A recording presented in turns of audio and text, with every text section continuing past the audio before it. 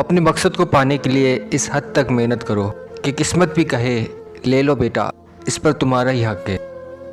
کامیابی کی پہلی سیڑھی کوشش ہے، کوشش سے غلطی، غلطی سے سبق، سبق سے تجربہ، اور تجربے سے کامیابی حاصل ہوتی ہے۔ جب لوگ غصے میں ہو تو ان کی بات غور سے سنو، کیونکہ اصل حقیقت تب سامنے آتی ہے۔ ان لوگوں سے مت ڈرو جو اپنا بدلہ لینا جانتے ہیں، بلکہ ان لوگوں سے ڈرو جو اپنا معاملہ اللہ پر چھوڑ دیتے ہیں۔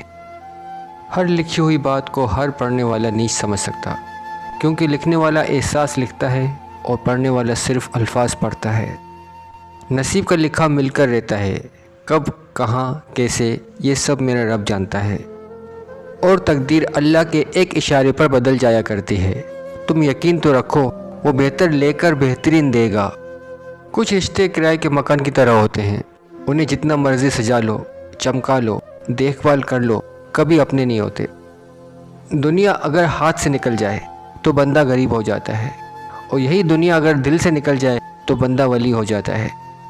لوگوں کو اللہ کے بعد ایک ہی ذات پر اعتماد کی تلقین کرو، اور وہ ذات حضور پاک صلی اللہ علیہ وآلہ وسلم کی ہے۔ جھوٹ کا بھی ایک ذائقہ ہوتا ہے، خود بولو تو میٹھا لگتا ہے اور کوئی دوسرا بولے تو کڑوا۔ غصہ ماچس کی تیلی کی طرح ہے، جو دوسروں کو جلانے سے پہلے خود جلتی ہے۔ اچھے تو سبھی ہوتے ہیں، بس پہچان برے وقت میں ہوتی ہے۔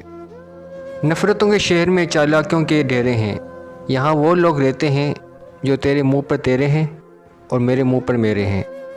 آپ اپنی منزل پر کبھی نہیں پہنچ پائیں گے اگر آپ اپنے راستے میں بھونکنے والے ہر کتے پر پتھر ماریں گے۔ جس نے رب کے لیے جھکنا سیکھ لیا وہی علم والا ہے، کیونکہ علم کی پہچان عاجزی ہے اور جاہل کی پہچان تکبر ہے۔